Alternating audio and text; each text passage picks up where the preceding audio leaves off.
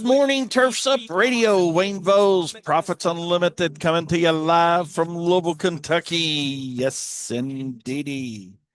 Can I get rid of this workplace Zoom? Yeah, of course you can, Daniel said. So, hey, you guys got to hear that. That wasn't supposed to be on there, but hey, we're just making a few adjustments here as we go. But if you had one chance, one opportunity, would you take it? Or are you just going to let it slip away?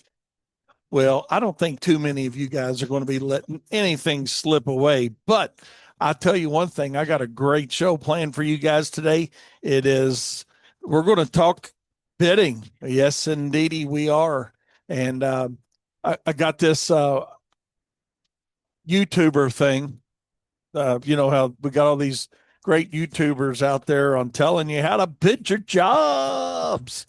Oh my God. And they ain't mowed enough grass or done enough landscapes to figure it out in most cases. But hey, I don't want it to sound like I'm talking bad about it, but I just want you guys to understand that it is my obligation to make sure that when you hear stuff that don't make sense, like Judge Judy says, if it don't make sense, it don't make sense.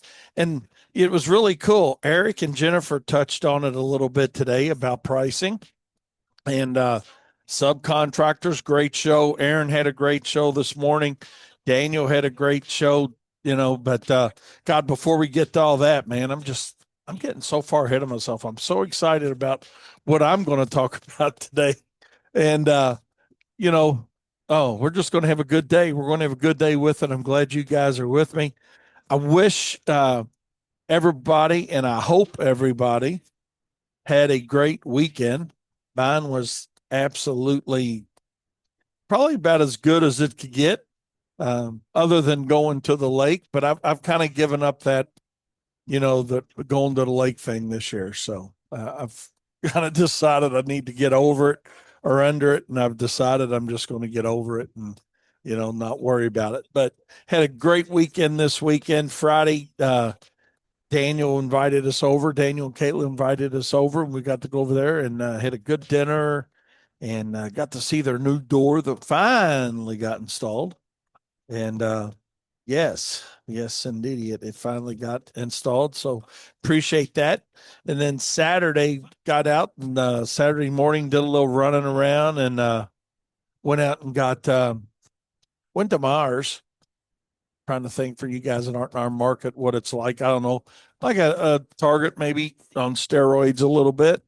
Uh, so yeah, I went to Mars and it was funny. Went over there to take a couple things back with Tabitha. She had a couple of returns and we ended up leaving with a cart full of stuff. But yeah, that was cool. And then Saturday afternoon, my very best friends, Timmy and Robin Hamilton, came up and we went out Saturday night for their anniversary. 32 years for them. Congratulations by chance if you're listening to us, Timmy or Robin or both of you guys here. They've got a small business that they operate like a lot of us, right? And they're in Bardstown, Kentucky area with their business. They've got a welding and hydraulic business as well as they do rock core bits, a company called Gator Rock Bit, and where they do some significant digging through rocks, if you will. They sell a bit that they used to be in the power line business. Timmy's family was, and they what do you call it? Patented a drill bit cut through rock different and better than others that are out there, and they have that business as well. So if you guys are listening, it's my pleasure to be able to help you guys. They've given me the opportunity to help them with their businesses as well. And I'm not worth a nickel on doing stuff like putting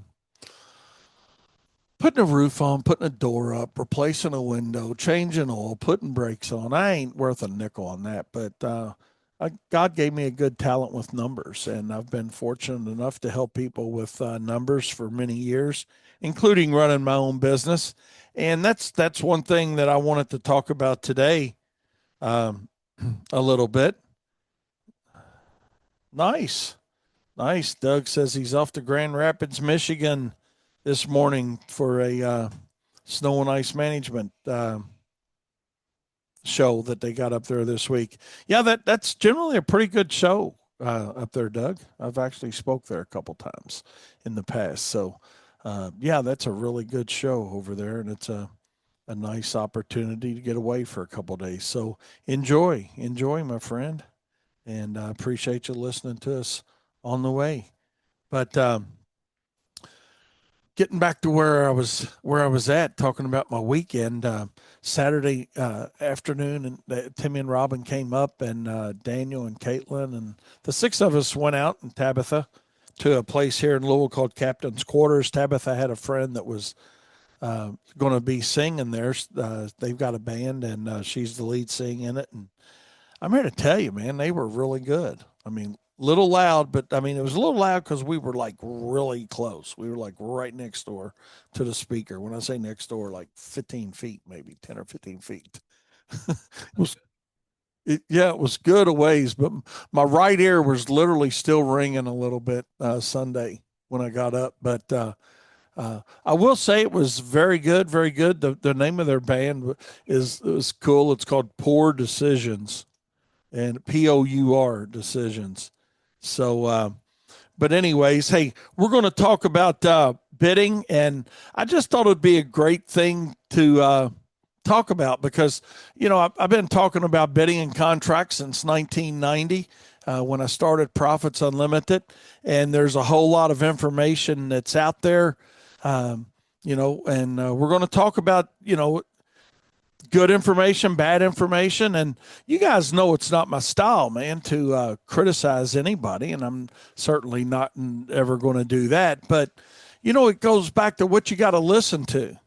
And like I said, for you guys new listening to us, and I know we have new listeners all the time, every day, I've been very fortunate since 1990 when I started Profits Unlimited to talk to, like I said, almost present seminars and presentations and work with contractors across the country as a whole, 34 states and Canada, and even over into Europe and whatnot. So I feel like I've had a good sample size of people to talk to and heard different stories from different contractors, as well as sharing a lot of my stories as a full service lawn and landscape company since 1979.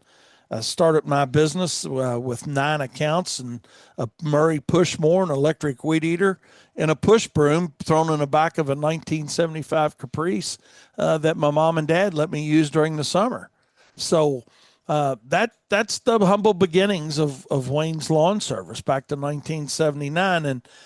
And what I see and hear a lot and is the mindset that I had back in that day, if you will, of how to price a job.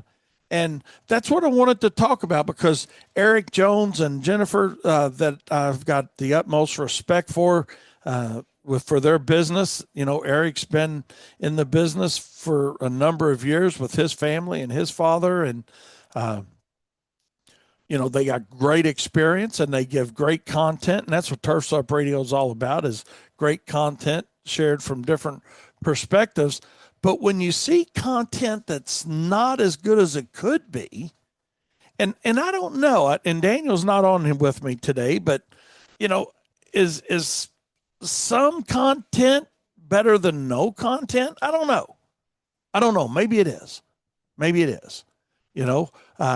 But I will say, and this is just my humble opinion, that sometimes bad information is worse than no information. Because, when you look at bidding jobs and you look at how you're going to calculate cost per hour of operation for your company, and when you get online and you're saying, hey, you need to, or not just online, but whatever, in any resource that you're going to do, or listen to, we just got to be careful on what we're listening to, what we're sharing as valid information. And I'm going to talk about that today. And this isn't Wayne's on a soapbox today. This is Wayne just feels obligated to give you what I feel is the best advice that you can get, whether it's through Turfs Up Radio or Profits Unlimited, our time tested and proven cost recovery sheets. You know, our know why you charge, what you charge. Cost sheets are second to none, any in the country or anywhere you can find anything. We've had multiple accountants look at it. You know, we've had thousands literally. You know, there's a difference between having thousands of followers and thousands of sales. You know, followers, you know, you can buy followers. I mean, you know, hell, most people do it. We don't. That's why Profits Unlimited doesn't have 10,000 followers, because I'm past worrying about being quote unquote an influencer. And I got all the respect in the world for those guys that want to do that. But, you know, I'm not going to buy followers. You know, it's like, you know, it's like buying girlfriends or boyfriends or significant others, in my opinion. You know, I don't care. When I say I don't care, I care. But I'm past the point in my business career to where I'm worried what people think. That's number one. And having to be the biggest, baddest, fastest thing out there any longer. I mean, I enjoy sharing good knowledge that I know is accurate and I know it's professional with other contractors that want to hear the opinion of somebody that's went from 9 accounts to being rated as a top 10 small business in Landscape Management Magazine. That's just it. Now, does that mean that's the only way to do things? Is Wayne's way? Absolutely not. You know, there's a million business models that somebody could implement and change and fine tune. And if any guys listen to me, have been to any of my seminars, or if you're in the profit circle with us, and I would certainly suggest that. But you'll hear me say that there's a lot of different ways to do a lot of things. But there is only one way to calculate cost per hour of operation, or in another word, let me say it another way. There's only one way to determine your selling price for your services. And when you're out there saying, hey, you need to charge $100 an hour or $50 an hour or $300 an hour, you know, that's probably not the best method when you're telling another contractor what to charge. If you want to give another contractor help, and I'll go to my grave saying this and believing this 100%. Don't buy them a damn fish sandwich. Teach them how to fish. And that's why we've got that on our website. We're not going to buy you a fish sandwich. We're going to teach you how to fish. And what we mean by that is the only way, the absolute only way other than luck, and I believe in luck, so let's go there first. I believe sometimes it's better off being lucky than it is good. But the only way you're really going to take your company to the level at which you want to take it, and that can be a successful one truck operation or a successful multi-crew company, and that is to understand how to determine your company's break-even point per hour. That's the right way to run any business. Whether you're selling widgets, whether you're selling lawn care, whether you're selling lighting jobs, whether you're selling service, whether you're selling welding and hydraulics like my best buddy down there in Balltown, Kentucky's doing. It does not matter what service business you're in. You better understand, and I'll take it further than service business. Service business is a little more challenging because a lot of what we do don't come with a little sheet unless you get it offline from some of these guys that think they're giving you good knowledge. And that's okay. That's okay that they think they're giving you good knowledge. They just don't know what they don't know when they say, hey, man, excuse me, here's my price sheet. Here you charge $100 an hour, $80 an hour. Hey, and their disqualifier is, well, hey, man, this works for me. It might work for you. What kind of bullshit information's that? What kind of BS is that? You know, and Eric, I got all the respect in the world for Eric Jones. And he made a great point today on his show. If you didn't hear it, you need to go listen to it. Him and Jennifer talking about, just guys that he's talked to. And he talks to a whole lot of contractors as well, like I used to. But he said it's amazing. Some people sitting in there are charging $50 an hour. Some people in his classes are charging $150 an hour and everything in between. Some more, some less. If you want to really help somebody, and I get it that you think you're helping somebody when you say, hey, here's what we charge. This is what you ought to charge. Or see if it works for you, it worked for me. Now, like I said, that information is better than nothing, maybe. But the reality of it, and what I've found in my 46 years in the lawn and landscaping business, is that whether I've got somebody in my own market or somebody 5,000 miles away in the same industry, our costs are not the same. Our desired profits aren't the same. Our desired markets are not the same. But what generally happens is,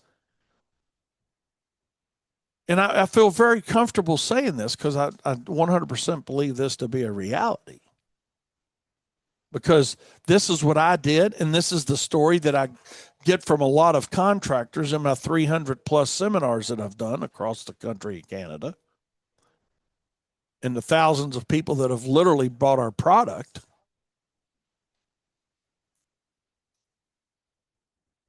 Our main problem with pricing starts out with these 7 words. You can join the group if you want. I don't care. I really don't. But I just want somebody to turn the light on for you, because it took me 9 years to turn the light on for me. And I don't want you to go through the same pain and suffering that I put myself through and my family through and my wife through and my kids through, of working daylight to dark, thinking I'm making some money, and at the end of the day wasn't making nothing. Great cash flow, very limited, if any, profit. Most of my jobs were not bid properly, some too high, some too low, and I had very few that were like Little Red Riding Hood that were just right, where the porridge was just right.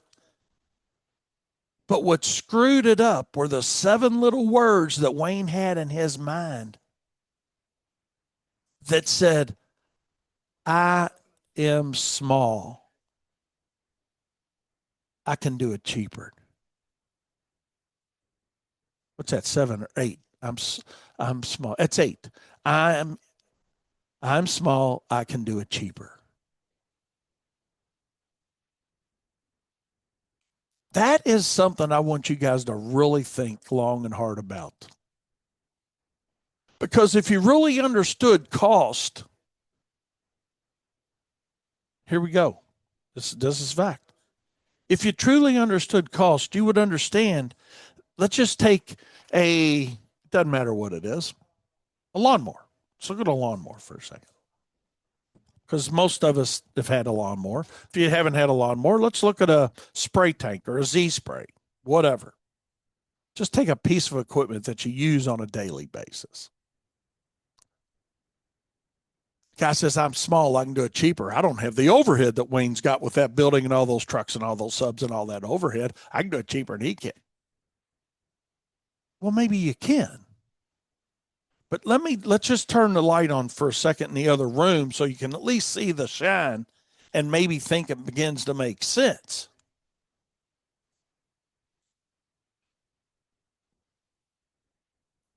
A piece of equipment is going to have direct cost and indirect cost. In other words, let's just way oversimplify this for a minute. Let's just say you buy a lawnmower or a Z spray for $10. If I use that piece of equipment, and these use rates are not right for anybody, but I just want the methodology's right. If I use that piece of equipment on 10 yards, or I use it 10 hours, my cost per hour is $1, right? I paid $10 for it. I used it 10 hours. It's no longer useful. That means it costs me $1 an hour. But if I bought that same $10 piece of equipment and I used it 20 hours, and now it's not worth anything, my cost per hour is 50 cents an hour, my direct cost. Now you say, well, Wayne, that's the dumbest shit I've ever heard in my life. You've got more maintenance, you got more fuel, you got more repairs. Exactly. So that's why a guy that says I'm small, I can do it cheaper, I don't have the overhead. You're exactly right. Your indirect cost, your fuel, maintenance, and repairs are not nearly as much as mine are going to be, or a larger services are going to be. But your direct cost, because of your lack of use rates, is a lot higher. And what you're going to find out is you're going to spend the money somewhere, either direct cost or indirect cost. But at the end of the day, it's going to work out pretty close. So when you say, I'm small, I can do it cheaper, you just don't know what you don't know. You're like Wayne was for 9 years. You're not stupid. You just don't know what you don't know. So now you see some video that some guys got out there online, or somebody talking on Facebook channel or TikTok or whatever the social media is. If Daniel was on with me, could help me with that end of it. But you all get my point. So you get information from somebody like that offline that don't understand, and they say, well, hey, this might work for you, it might not, but hey, try it. Well, you're already trying shit. Why don't you look for the right information, the information that shows you how to calculate cost per hour based on your overhead, your use rates, and your desired profit margin? If you do that, you're going to find out that there is a better way. There is a different way. And you don't have to believe me on this, any of this. That's the same thing I tell guys in my seminars all the time. You don't have to believe Wayne Vos. You guys are really good on a computer. Just Google it. Google it. Google the failure rates for our industry. And I'll tell you 100% confidently, what you're going to find is your chances for failure far outweigh your opportunities for success. And it's not because you're lazy. It's because you don't know what you don't know.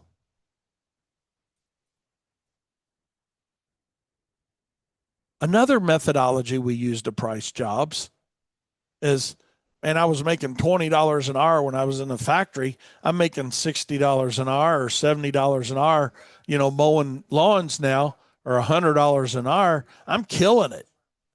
But you know what the difference between your factory job that you had or your office job like Wayne had? I had a corporate American office job right out of college. I was a cool kid, man. Suit and tie, administrative assistant, office with the window, secretaries. I know they probably don't call them that anymore, but that's what the name was back then. Administrative assistants, whatever. My point is simply this. When I got a paycheck, that money was mine. I didn't have to worry about turning the lights on in my office. I didn't have to worry about buying pens and pencils or paying the phone bill. I didn't have to worry about the depreciation on the equipment that was there in that system, the college that I worked at. That paycheck was mine. So we get messed up a little bit when we leave a position of getting a paycheck and providing some source of labor to a business owner. And then we assume all those expenses as a business owner when we go to work full time for ourselves. So that's why you can't take that paycheck mentality, I call it. And another one that's one of my favorites is people that say, Wayne, you don't know our market. Our market will never pay it. It's the first great thing I've heard said. You're right. I don't know your market. Whose responsibility is it to know your market? Now, you guys all like different equipment, but I'm just going to throw some names out there because it doesn't matter for what I'm talking about. Whether you like Skag or Ferris or John Deere or Exmark or Echo or Still or Husqvarna or Crest, it doesn't matter who you like.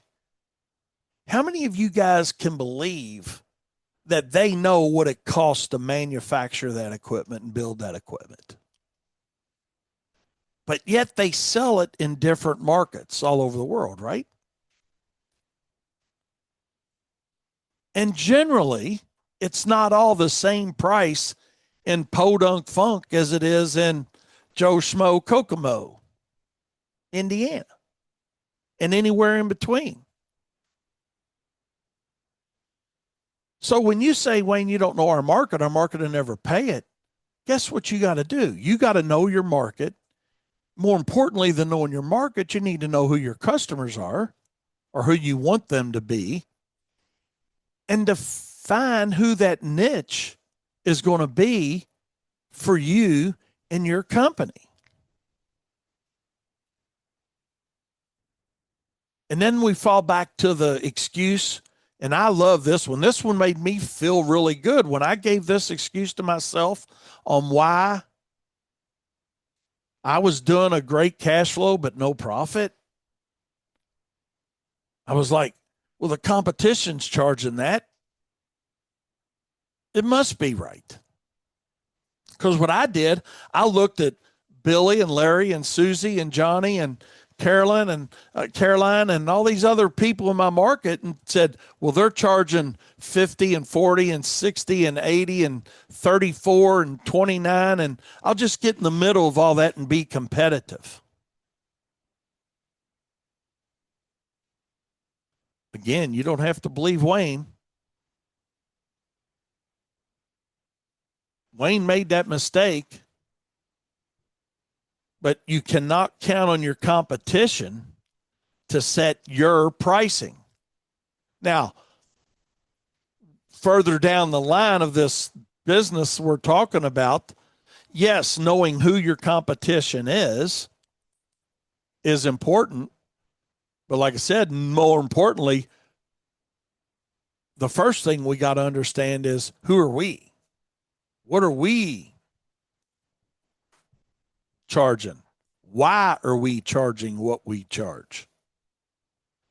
You say, well, Wayne, I got this high-powered software that tells me what I'm making. It gives me a P&L, and it tells me that I'm really profitable. Are you?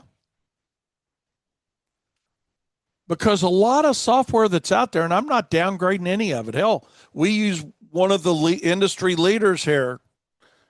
We pay a pretty good chunk of change every year for it. I think we're paying, I don't know, to us, it's a lot of money. $13,000-$14,000 a year for it to use it. And it's great software. It does great CRM. It does great tracking. It does great um, uh, re-notification of customers. It does all the great things that software is supposed to do. But you know what else it does? And we talked about them. And the only reason we went with this company is because they were honest enough to tell us that what the other companies wouldn't spit out, that it always says enter your cost per hour.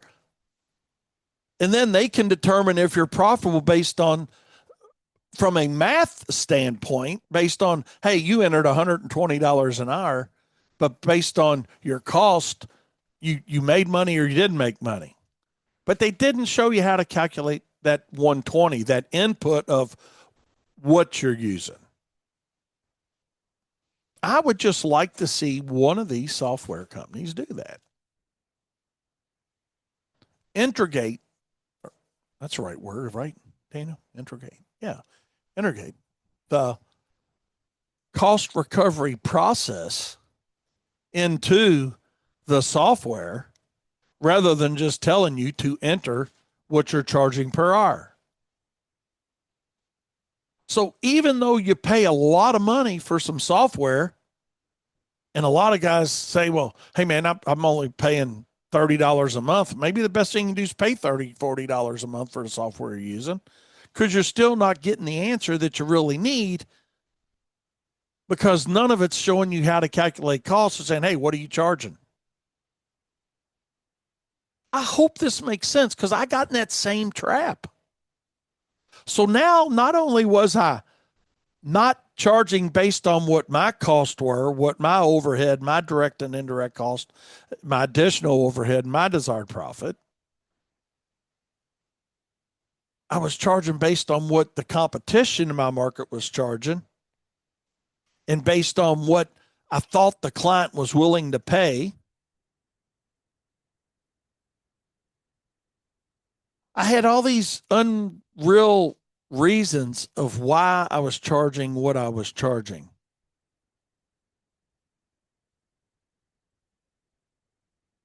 You're right. One price per hour does not fit all companies.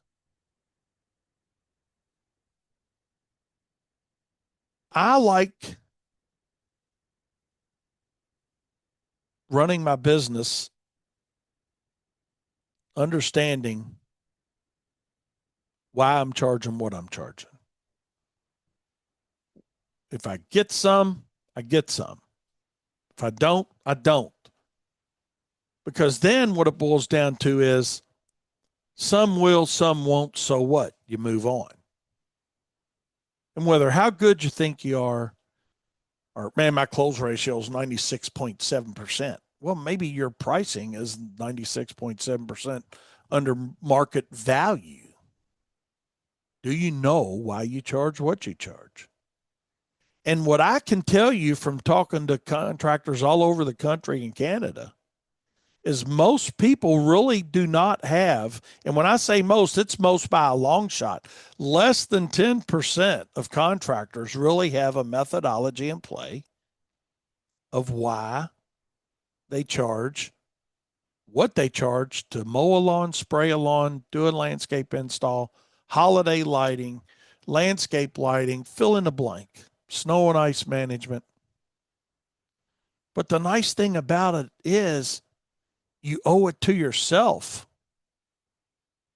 to understand the most fundamental part of any business, regardless of what it is, on why you're charging what you're charging. Because true profit is not a figure you hope the market bear. It's a figure above and beyond direct, indirect, and overhead cost that it must bear. Just that simple. It's just that simple.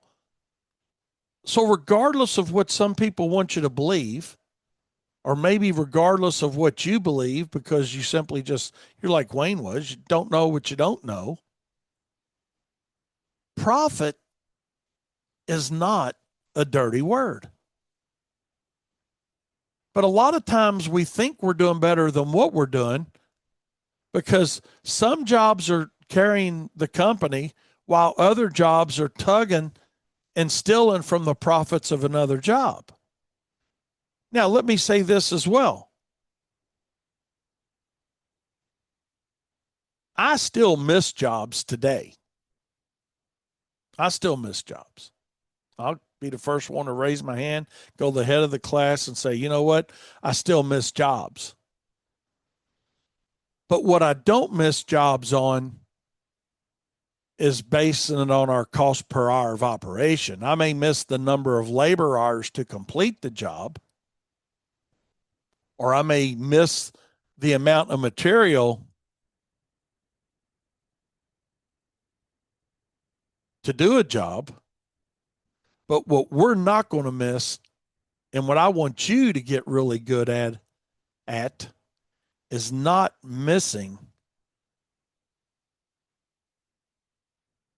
at your cost per hour. And the only way to do that is to sit down and utilize a methodology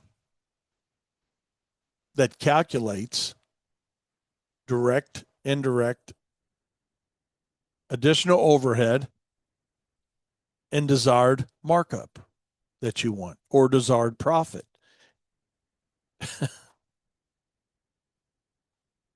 And know, and Mike just sent me this, and he's right where I'm at.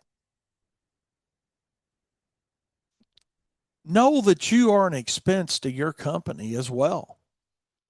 When you do a labor cost sheet, you need to be included as an expense to your company. And know that markup on material, Stephen, I appreciate you sending me that, but that's what we're talking about right now. Markup and profit are two distinctly different numbers. Just because you mark up your product 20%, that does not mean you're going to have a 20% profit. And we'll give a deep explanation in that in the profit circle. I mean, and have and will again. Because this video that I saw this weekend just reiterated the fact to me that we as an industry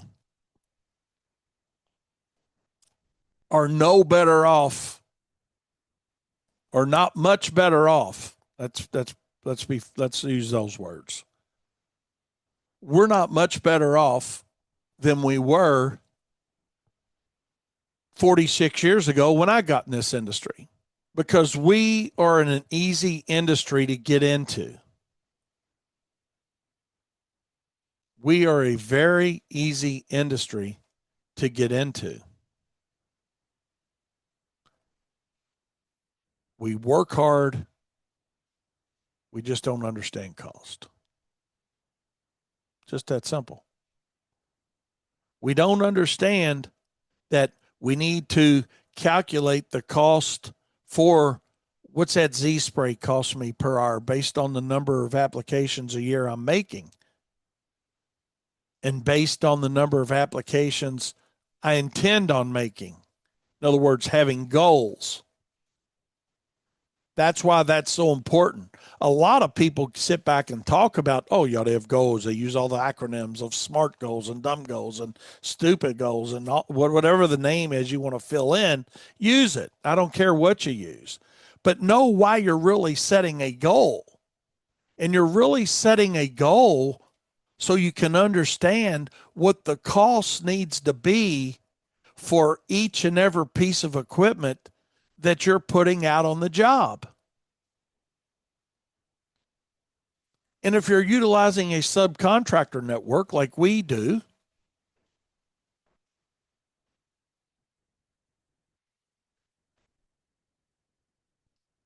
then you got to have a better understanding of costs, just not for that, not just for your cost, but the subcontractors that you're utilizing. Do they understand their cost? And you might think that that's something, well, why am I even worrying about that? Well, that's important for a lot of reasons as well. Because if you got a good subcontractor, what do you want to do? You want to keep them in business as well. Because if they're doing a good job for you, you don't want to have to hunt another one down.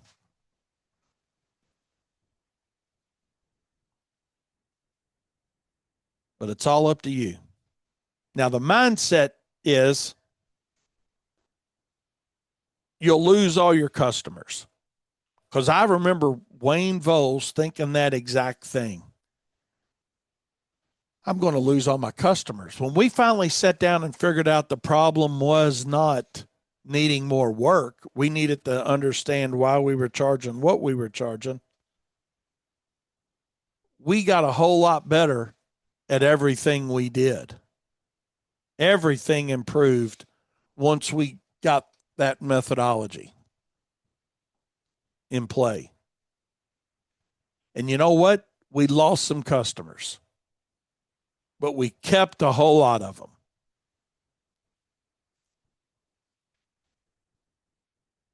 You got to decide what's most important to you.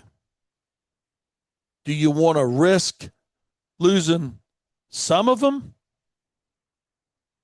Or do you want to play the Russian roulette game of potentially losing all? Because at the end of the day, what are you really risking?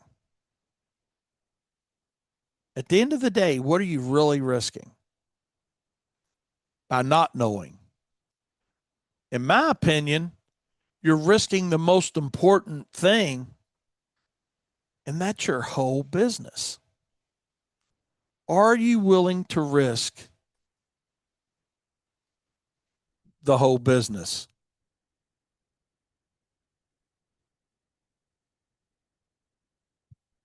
We're going to call Darren Gruner.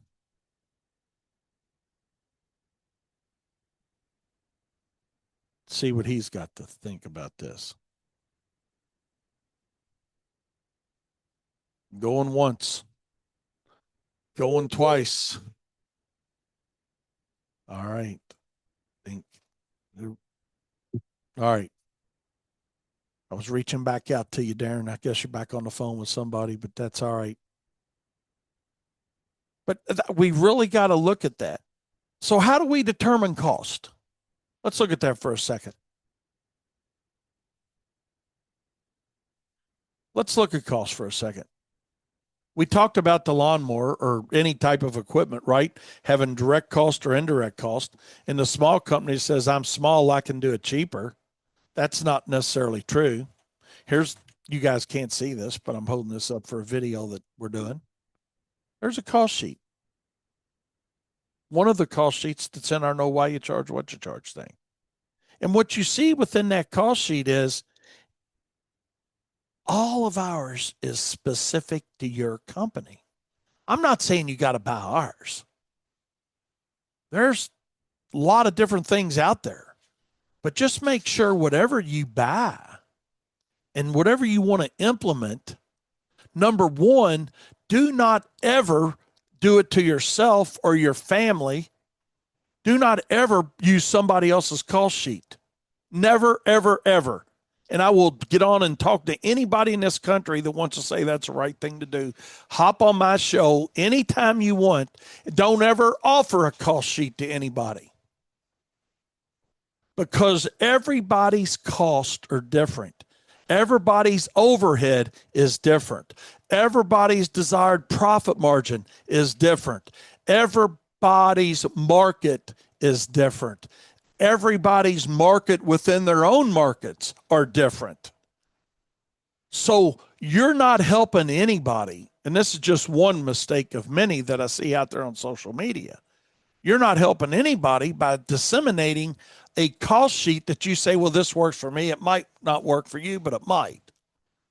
Well, then why keep somebody in the same messed up position that they're already in? Because you know what? If they weren't looking for help, they wouldn't be looking for your price sheet.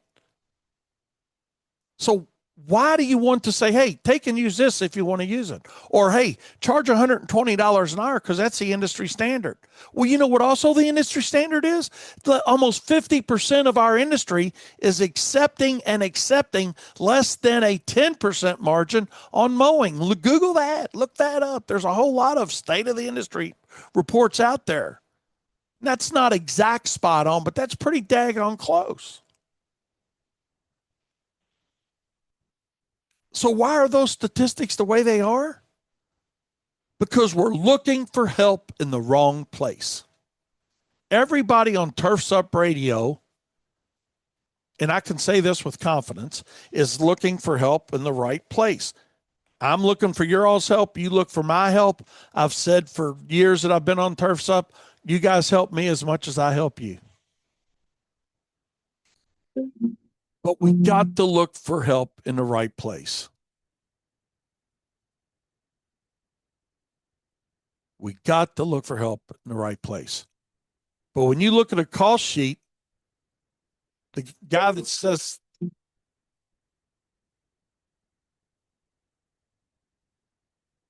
what's up, Darren Gruner? Hey, sorry about that. That's all right. I'm on my soapbox for a minute. Hey, no, I think it's great. I wanted to tell you something. I wanted to ask you a question. What's your electric bill monthly? What's your monthly electric bill? I don't know. I got 76 vendors. Take a guess with your electric. No, seriously. We normally run, all joking aside, we got about, I think we're in neighborhood this time of the year, probably a little less than the winter, but on average about 400. Yeah, mine's 100. Yeah. And what the point is that, like you're talking about, right? That's overhead, right? It's overhead. And it's overhead, and my overhead that regard is less than yours. So I can charge less if I don't have to recover $400 a month for electric. I only have to recover $100 a month for electric. Therefore, I could be cheaper than you if that was the only thing that was in the overhead, right? And we bid the same, and we bid the same job, and we got to be different, right? That's exactly right.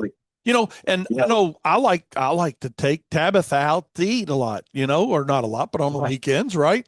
Well, I generally do that with my company credit card.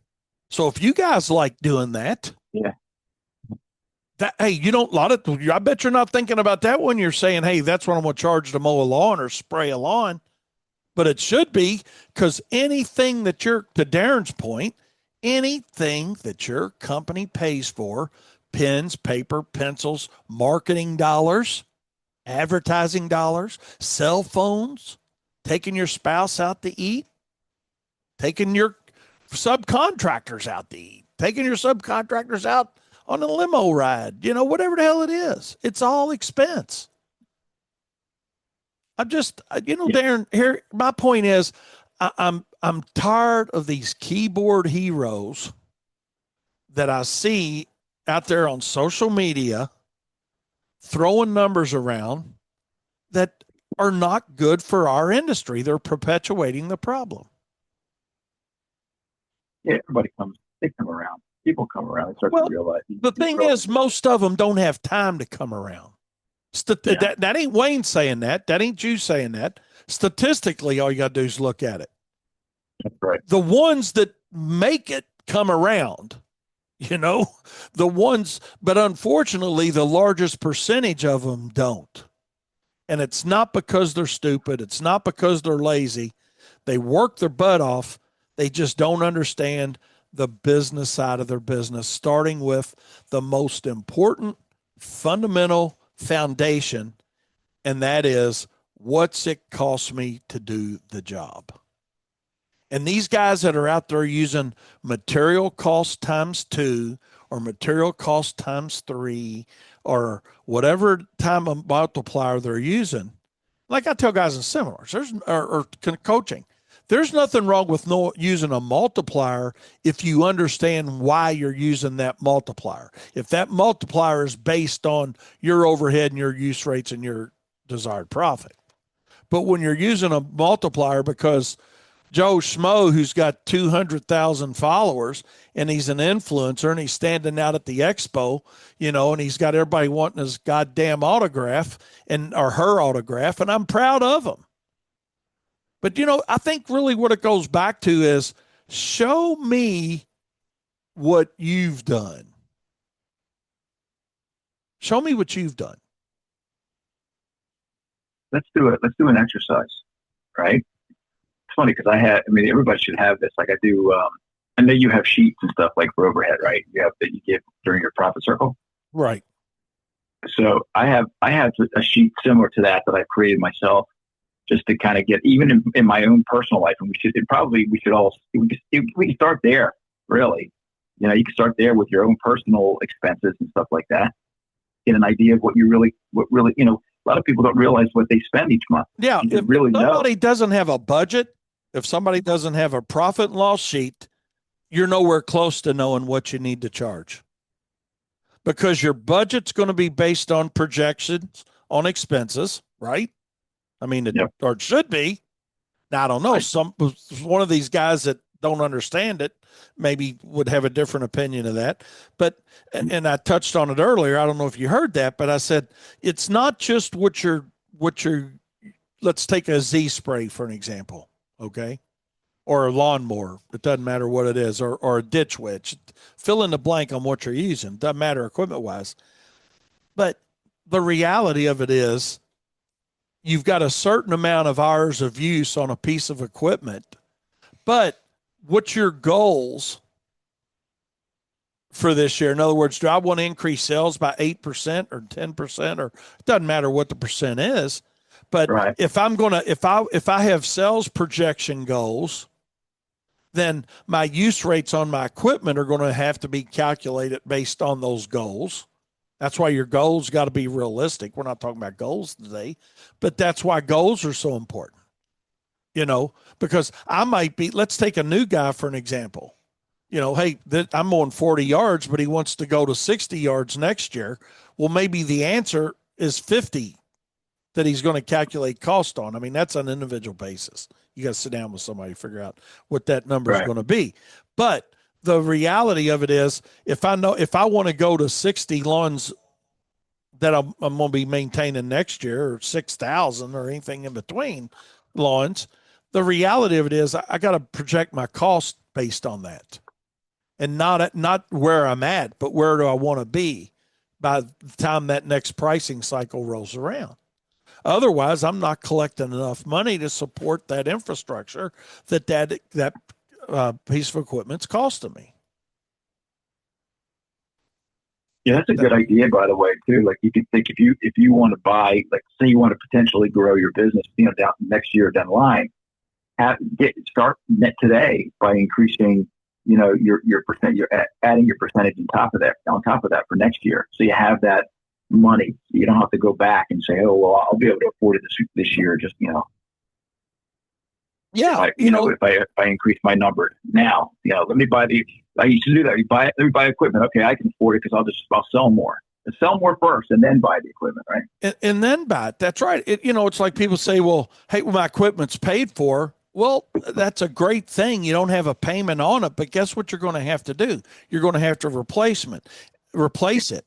And if you're not charging based on the anticipated cost of replacement, then you're not going to be able to replace it.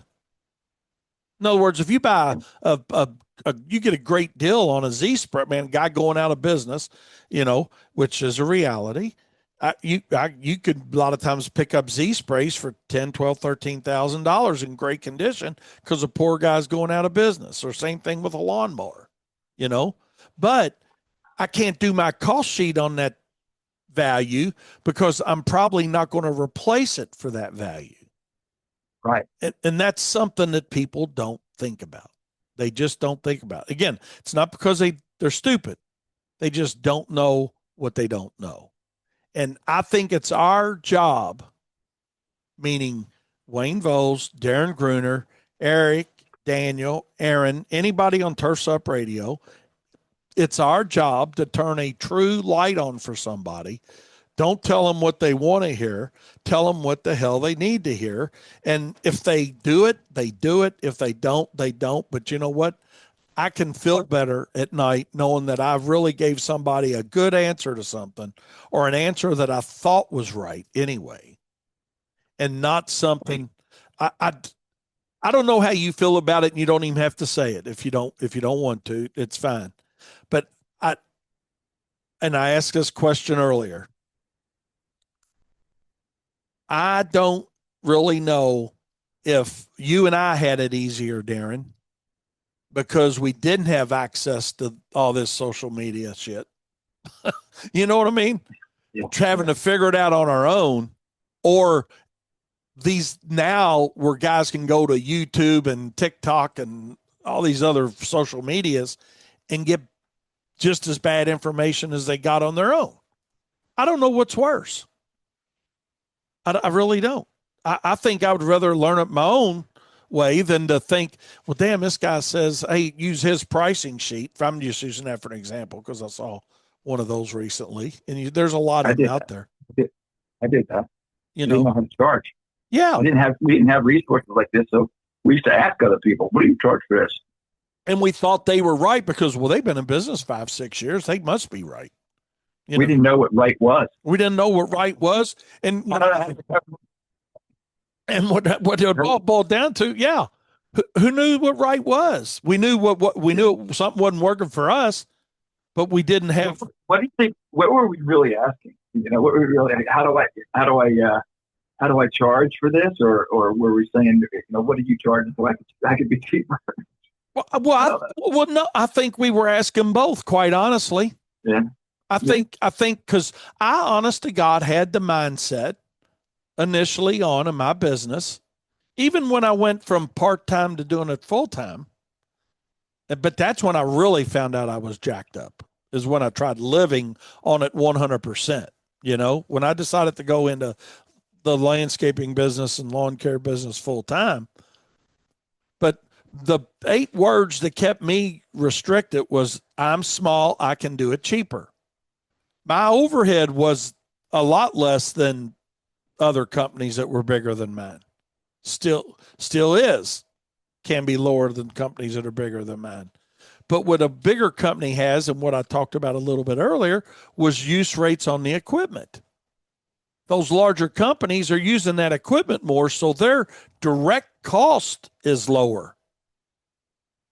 You know, I used the example of buying something for $10. You know, it's just an easy example. If I buy a lawnmower for $10 and use it for 10 hours and it's used up, it's $1 an hour is my direct cost. Now, that's not, I don't have my indirect cost in there, but my direct cost is $1 an hour. But if I use it 20 hours and it's used up, then my direct cost is 50 cents an hour. Now, because I'm using it more, now I've got more fuel, maintenance, repairs. So that's going to be higher for a larger company than it is a smaller company. But my whole point is, when you run it through a cost sheet, they balance each other out pretty much when you really sit down and figure out your costs. Look, if you're looking to lower, if you want to be cheaper, don't just be cheaper. Just say, you know, because you're just going to screw yourself. Look for ways that you can be cheaper. Like if you want to, you lower some of your overhead costs, and you have different segments of overhead. You know, you have your equipment overhead, and you have your office, you know, what it costs to run your office, and what it costs to house all the equipment. So you have to go and figure out how you can lower those costs all individually. And it, you know, could be that maybe you don't buy a skid steer or say, well, I don't know how much is a freaking stand-on mower these days. And maybe or not. What is it? What's a ride-on 60-inch mower go for these days? I mean, you're talking 13 to 16,000. That's insane. So that's crazy, right? Then you got to get a guy on top of that to run it, right? So what if and how many lawns can you? And I remember buying these big lawn mowers. Like I remember back in the day, these walk behind button 52-inch mowers wouldn't even go in the backyard. So I'm only cutting front yard. You could probably do the math on that, right? Like, what should I even bought a 52-inch or 50? What I don't know. Bigger's not always better. That's right. I mean, you're not, and right. So you're not using it all the time. So what if you had 100 lawns and only 30 of those lawns needed the big equipment? So you don't buy a mower to run 30 lawns. No, do that. You're better off using a smaller piece of equipment for a little bit longer time and keeping your prices more competitive. Right. Or you rent a machine for those 30 lawns, right? And then you have your direct cost. You know exactly how much that mower is going to cost you to do those property. There's different ways to play around with those numbers, so that you should actually know your numbers, right? That's the biggest thing. That's the whole conversation of my show today. Is don't take a price sheet offline. Don't take an industry standard offline. The only thing that matters are your exact numbers. And like I said, and I wasn't shooting any software down. We use one of the most expensive software programs in this country to run our business here. And I'm not giving them any free advertising. I ain't going to say it. It's great, but they've got the same problem that all the other ones have. And if you want to use their profit analyzer, all they ask you is, hey, what are you charging per hour? But they do not show you how to calculate what you're charging per hour. So the profit margin that you think you're seeing is a bullshit number. Yeah, right. I mean, that's just the reality of it. And I've talked to all of them about it, and none of them want to change it. They don't want to have the variables. I just talked to a guy last year that's doing some snow software. Okay, same thing, And I really respect this guy and like this guy. And same thing, Let's I want to show you something. The reason why I called you for a reason, right? And it all has to do with a lot of this, right?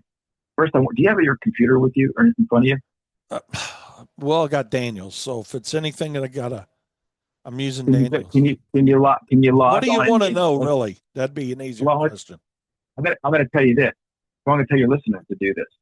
Log on to turfstupradio.com/profit time. Simple as that. turfstupradio.com/profit time.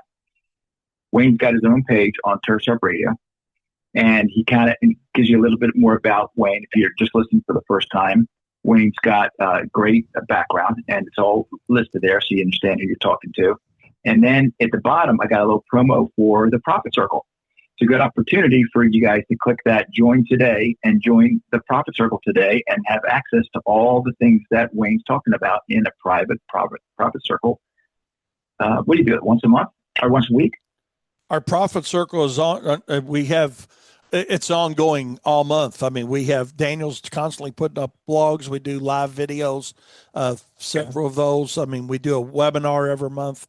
We also do a Zoom call once a month for everybody to get into, just have a conversation with each other. And what does it cost? It's free, $19.99 a month.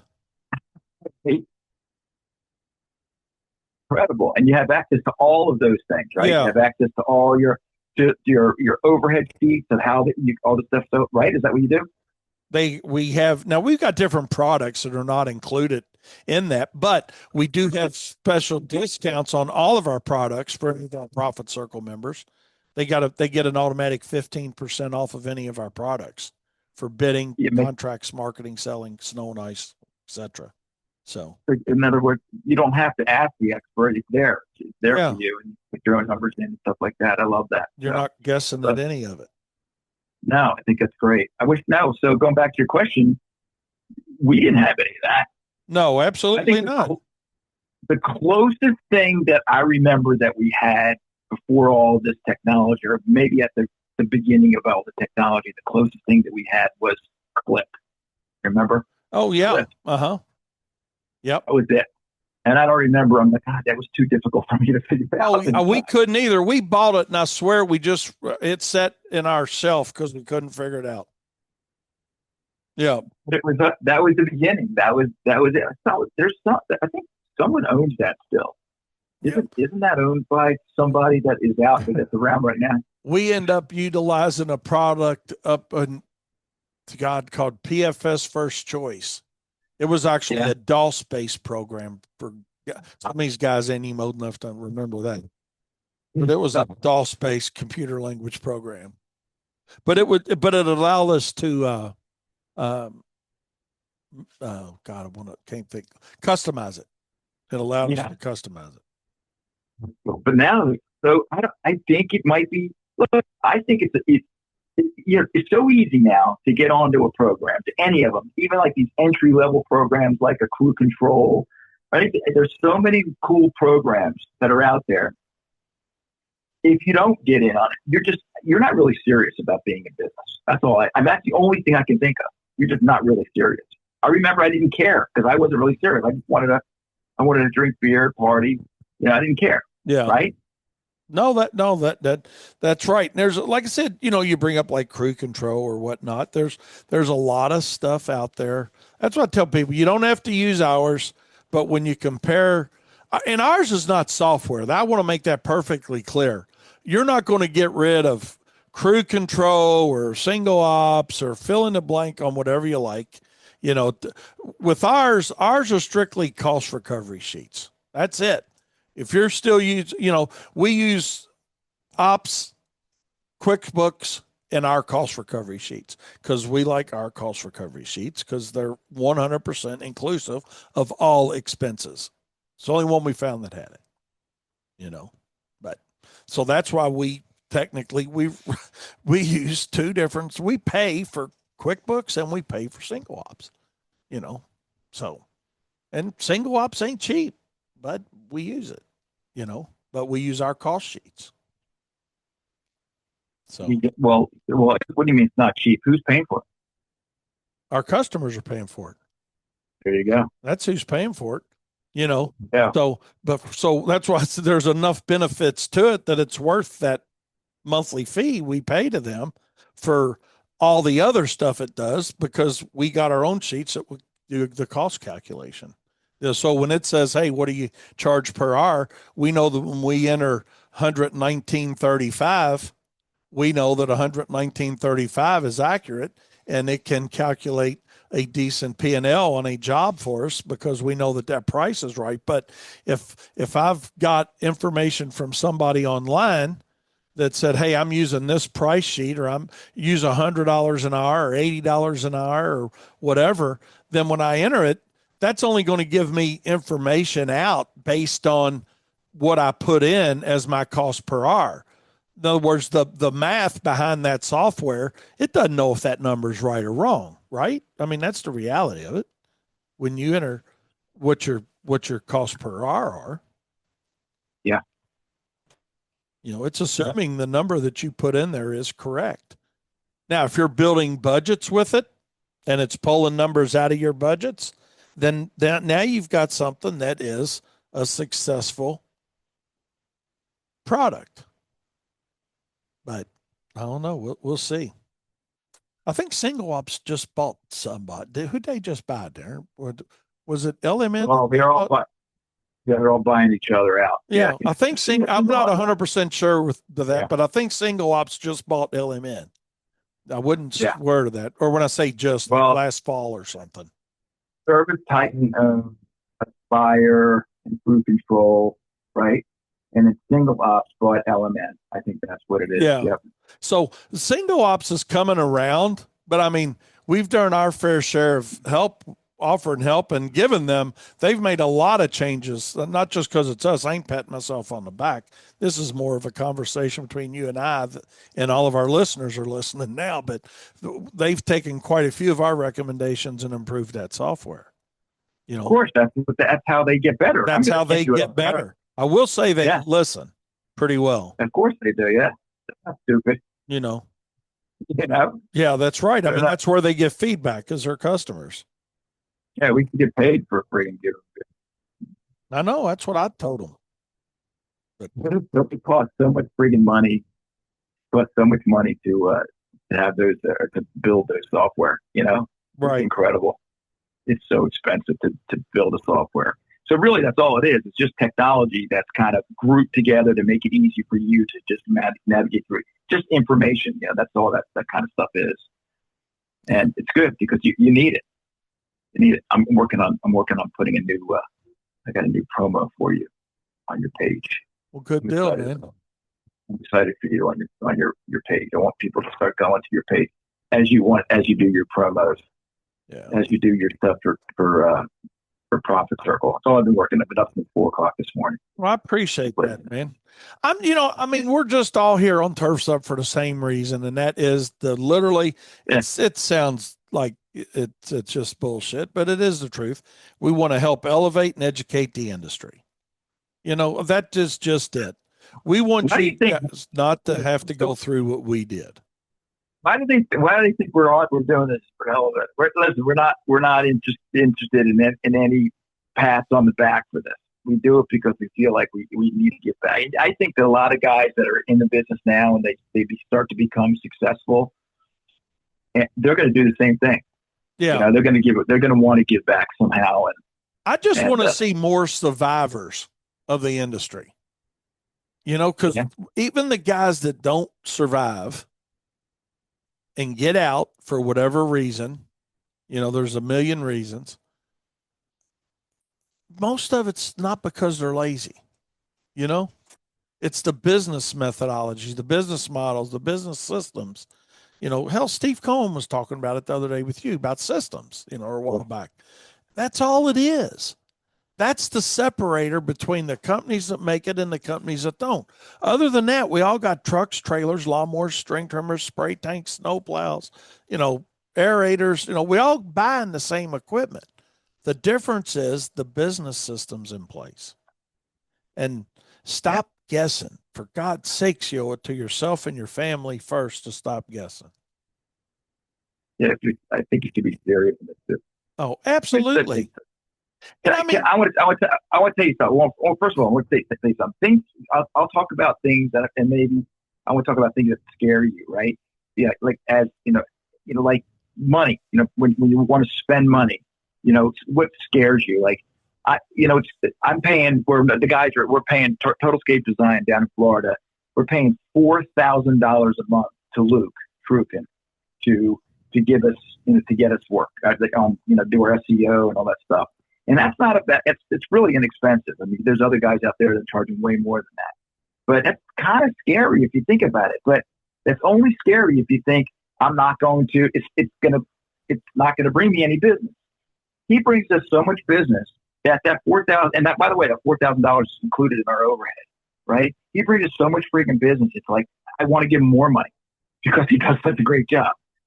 Things like that shouldn't scare you in business. So what I'm saying is, if you're not seriously knowing your numbers and you're not calculating everything, you're not afraid of spending a little money in your business.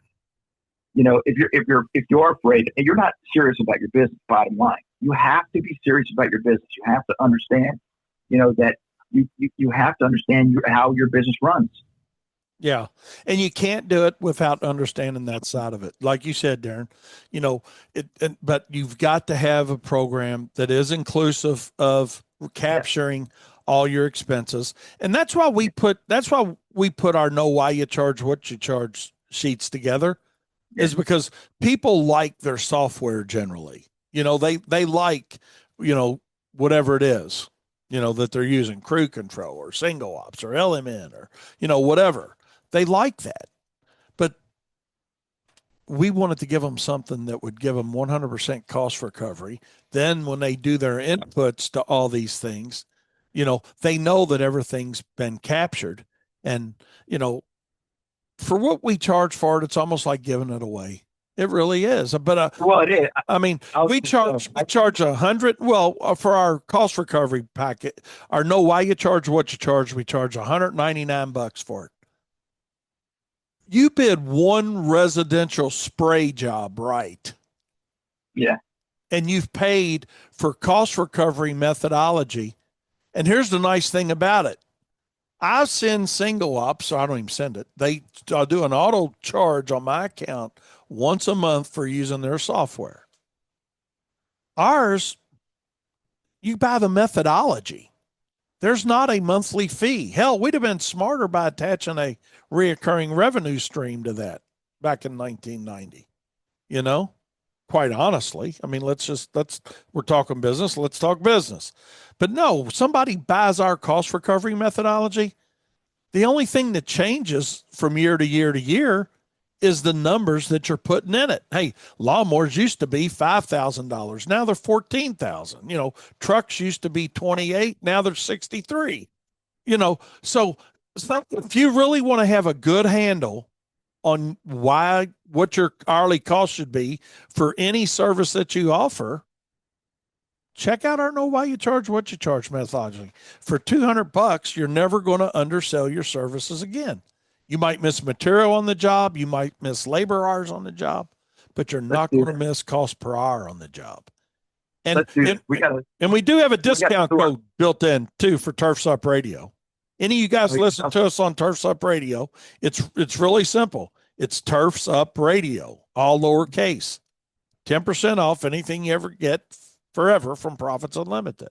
So use the discount code. It's been in there forever. We have lots of people that use it.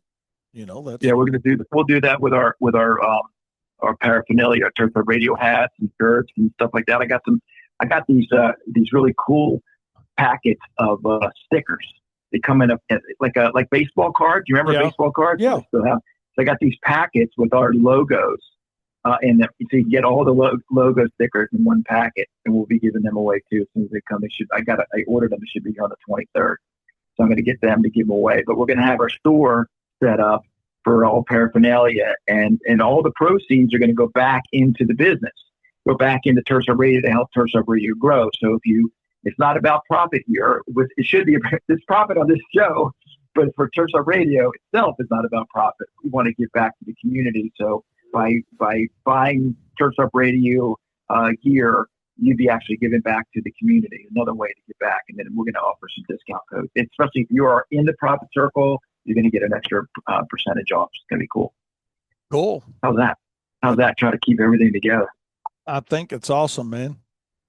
And I got to put it on your website. I got to figure that out, how to do that. If you can get people to, when you're on your show, get people to go to turfsupradio.com/profit circle, and we're going to post stuff all over there, whatever. And if you want me to, Wayne, and you want to have Daniel or Katie work with me on some stuff on your page, let me know, and we'll put it right there. Okay. Yeah, I think it's great.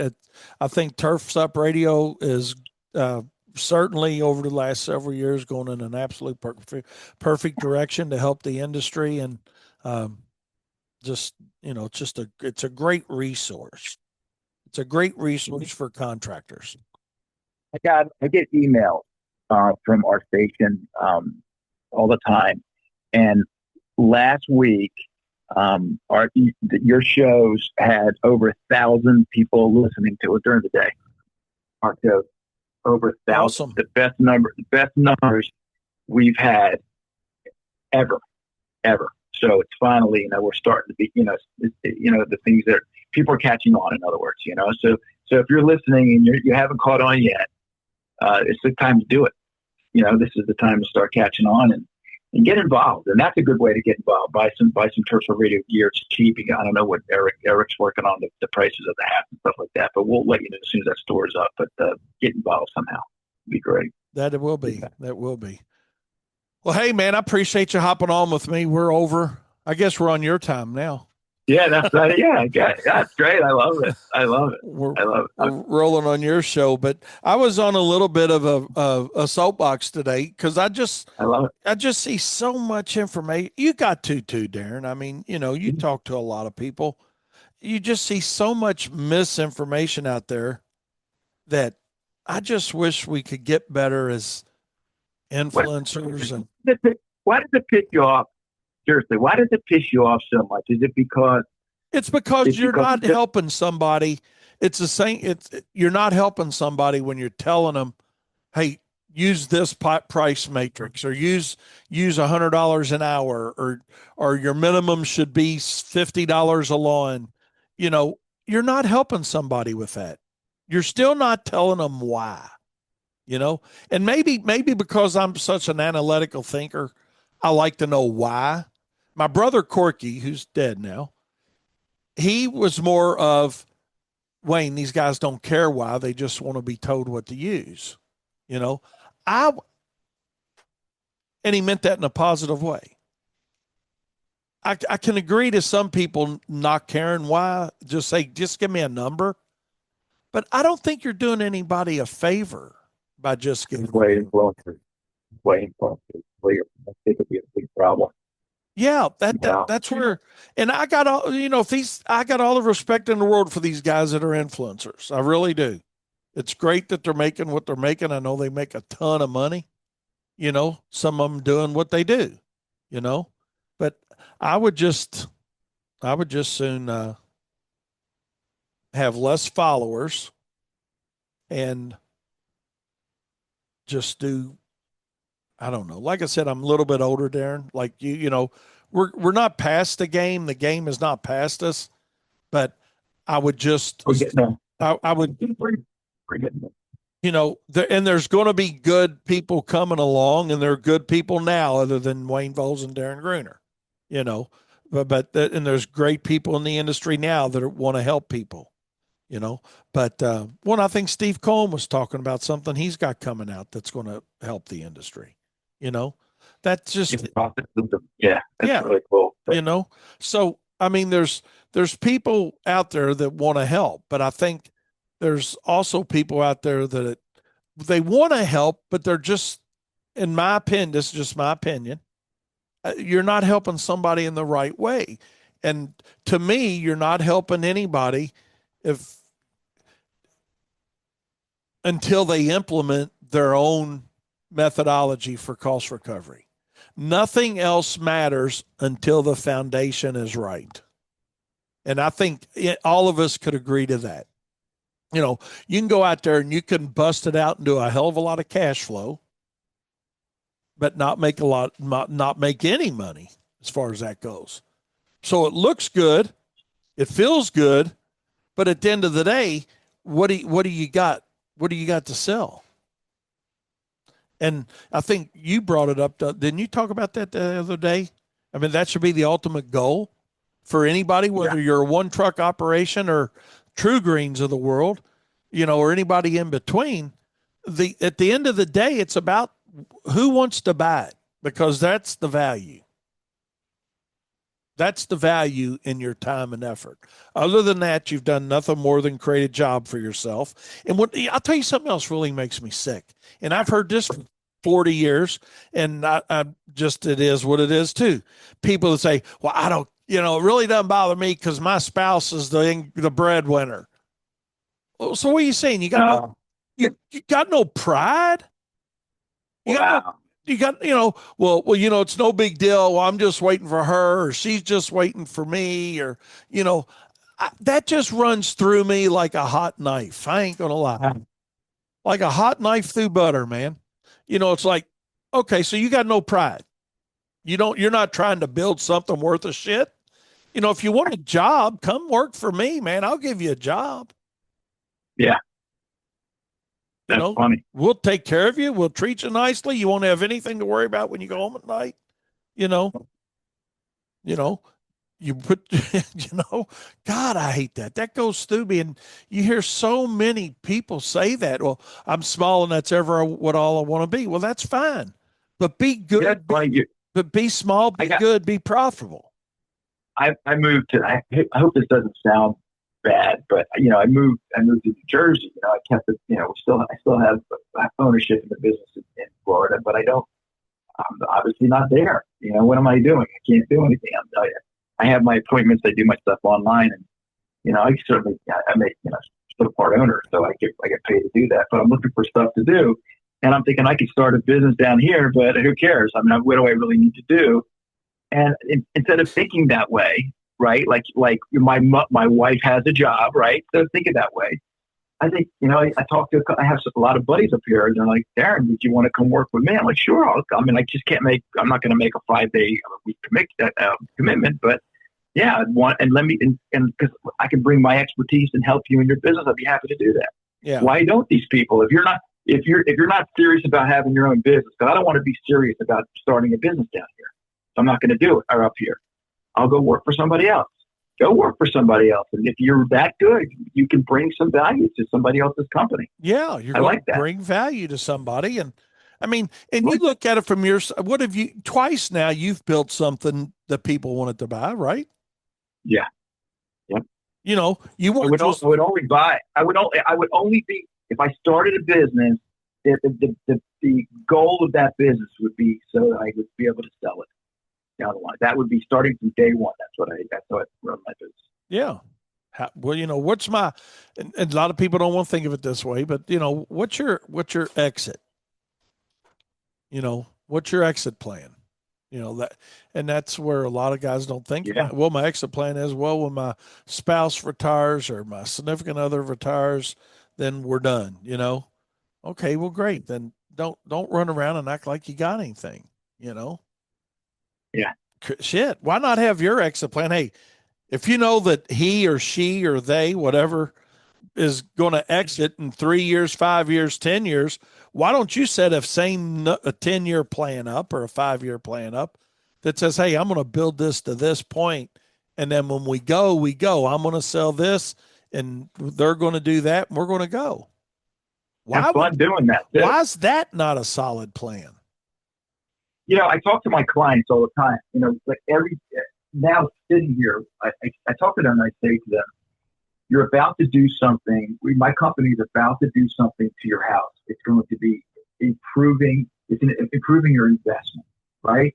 Everything you own should be, when you think about doing something to it, whether it's something that's of value, you want to think about it as an investment and how are you going to increase the value of it, right? I tell my clients all the time, that's the way you should approach business. If you're working in your business, that business should be improving in value every day that you're working there. You should be doing something to increase the value of that business. You don't want to piss customers off, right? You don't want to yell at them and scream because you're going to devalue your business. You want to be good for them. You want to buy the right equipment. You want to have be trained employees the right way, so that somebody else outside looks at that and becomes, hey, how many people have you been envious of, Wayne, throughout your career? I mean, there's been other companies out there. Wow, I want to look like that. Absolutely. Like that, right? Absolutely. Why don't you be that person? Be that company. That's right. Emulate what they're doing. Yeah. That's what you could do. Instead of asking what they're charging, ask them how they're doing what they're doing. Yeah. And then see how it would cost you to do that on your own. That's cool. That's a good concept. Yeah. But I mean, and when it comes down to it, I mean, I don't know for sure, but you work with a lot of subcontractors, or did in Florida, right? Yep. I mean, that was your model. So, and that worked. That worked. Yep. So it doesn't have to be. It's funny because I wanted to keep my cost, my monthly cost down. Yeah. Like my monthly overhead. I didn't want to be committed to payments. That to me, that's the scariest thing. All right, well, I have to buy all this equipment. It's going to cost me what? $200,000 a year to run. So now I knew. So if I had $200,000 worth of equipment, I'm sure you guys have a lot more than that. Say it's $500,000 of equipment. Well, I did. I used to have $1 million worth of revolving credit. It's a big nut you got to worry about covering. Yeah, and that's scary as hell. But I didn't want to feel that way. I didn't want to be worried about, I got to get up today and I got to go make it X amount of dollars because I took that $1 million and divided it into 52 weeks and per hour.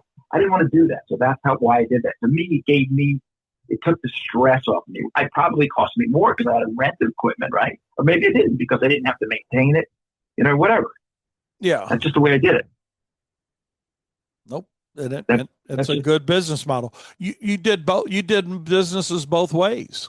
Your first time you worked, and then, your others, and you're the one that helped me see the light on going utilizing some subcontractors. I mean, Well, it had honestly what really got me, and just like it got you too, I'm sure, 2008 recession.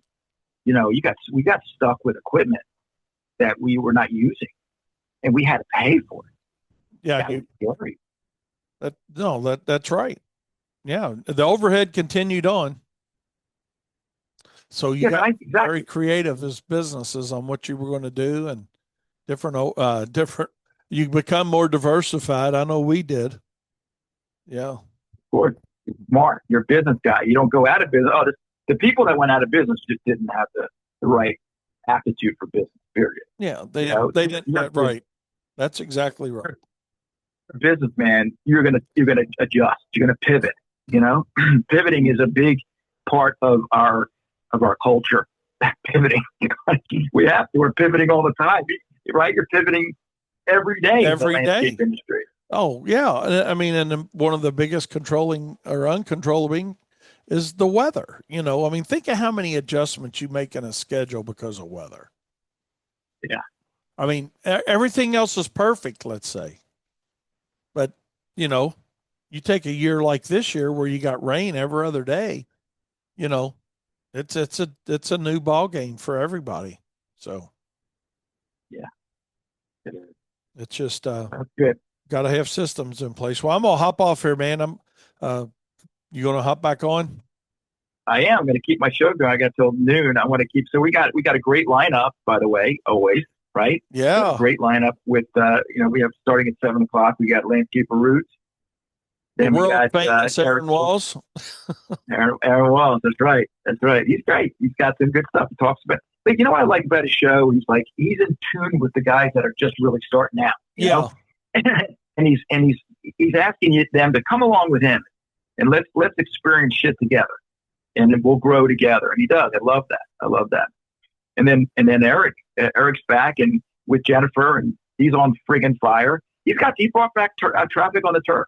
Yeah, I hear him talk about that this morning when he was talking about that they were talking a little bit about subcontractors, and he got into talking about it is when he does his classes that Yeah. and that's what got me. He was the second thing that got me talking about what I was going to talk about today, because he was saying like how many contractors he has, and that go to his classes, and their pricing is all over the board. Some of them are 50 an hour, some of them are 150 an hour, and everything in between. And I'm like, Jesus, that's exactly what I'm talking about today. So I mean, he gave me the perfect lead in to what I was talking about today. But That's all. That's all. Well, it's great for you, and it's great for because that's the stuff that comes up with us all the time. yeah, but I love that. I love that he does that. Let me ask you something real quick, because I'm actually, as we're talking, I'm working on your webpage. What's the promo code for the Profit Circle? It's $19.99 a month, right? it's $19.99 a month. Okay, and then there's no promo code required for that, and right. your first month is what's it, Daniel? They got a 7-day trial, 100% entry to it. It's like a lot of shit. You sign up for a free trial, you get access to part of it. When you sign up, you get access to all of it to see if you like it. If you don't, you opt straight out after your free trial's up. So, but what's the promo code for? The promo code is for any of our products. So if they want to get, for an example, our know why you charge what you charge spreadsheets, okay, the promo code is 15% off of any of our product. Okay. 15%. I'm going to put that in here. I'm going to send this to you when I'm done. Yeah. And Turfs Up Radio is 10% off any of our listeners, or any listeners on Turfs Up Radio that would like to try any of our products. They have a 10% discount it's just simply Turfs Up Radio, all lowercase. Can you make it just Turfs Up? It doesn't fit in my little promo box. I'll ask Daniel. All right, Turfs Up Radio. All right, I'll make it work. Yeah. We'll see. The seeing, trying to make it work.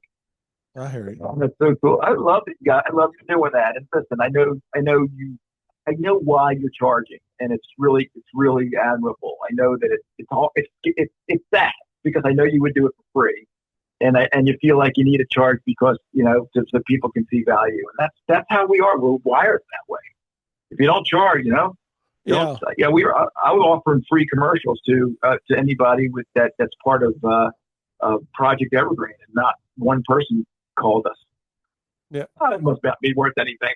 No, that's just it, man. I mean, I don't want to be just another thing out there. Well, the thing is, Darren, and I said it earlier on my show. I've got, I just personally, I mean, we got nothing to prove to anybody. I mean, there were years we were doing 30 and 40 seminars, paid seminars, people, plus, and that was good, man. It was good, but I'm past that now. I'm not running that circuit any longer. You know, it was great. I enjoyed it. I still love doing business coaching, but I've got no interest in being gone 100 days a year any longer or more. You know, and just Yeah, yeah. I got you. So my give back to the industry now is Turfs Up Radio, the Profit Circle, and 5 or 10 seminars a year for some key dealers that I have, and that's what we're going to do. And other than that, I'm gonna let these young guys run with their knowledge on doing it. Hey, that's good. It'll be time to pass the what do you call it? The What torch. do you call it? Not the torch, the baton. I don't know if I can say that. It'll be time, but not yet. Not yet. I think we got some more time left. We're both thinking about it. I was thinking about it for a while, but you know what? What are we going to do? We're not out. We're not out in the field, and you don't go out in the field anymore, do you? No, no, God, no, I hadn't done What do that. And not other than snow, I still do take a snow truck out when it snows. I love that. That's my absolute favorite thing to do. Yeah. Yeah, you actually do. You go out there and you Yeah, plow. I've got an F-250 with a EXT Boss snow plow and a Snow X box on it, and 2 yard by or yard and a half. I don't even know what size it is. Fuck, they fill it up, and I go out and I run a route on snow. I love it. Yeah, I don't want a You big. have an F. I don't want a You have big an F two truck. fifty. Oh yeah, I ain't driving nothing big on it. That take the fun out of it.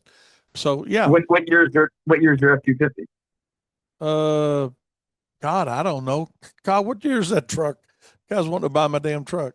What is that? The one I drive? No, 20, I don't. 21, 19? Yeah. No, I love that. Jeff Hester. I was at Jeff Hester's house the other day, and I told him. I said he knows there's a truck. There's a guy that does all kinds of modifications of trucks. He knows a guy he grew up with, and I said I want to go over there and put new wheels and tires on my truck. He said, Darren, don't do it. I said, why? He says, keep that thing stock. I'm like, it's fucking ugly. Like those ugly wheels and the skinny tires on those F-250s. I said, I want some badass tires and wheels. And he said, don't do it because it ruins the ride. They're great. Those trucks they're just great trucks, aren't they? Yeah. I mean, I like it. I only get in it 3 months a year, but, or whenever it snows. but, Yeah. but yeah. And the guy, so it runs though. It's not sitting there waiting for you. Oh, no, we use it It's, every day. We use it yeah. every day in our business. I just use it in the snow. I got you. So, Cool. yeah, it's my little All snow right. gig. Yeah. I think I check out your website now. Check out your webpage now if you like it. Tell me if you tell Daniel if he wants me to make some changes. I can. Hold on. Let me Go ahead. slide. Do it. Let me slide over here.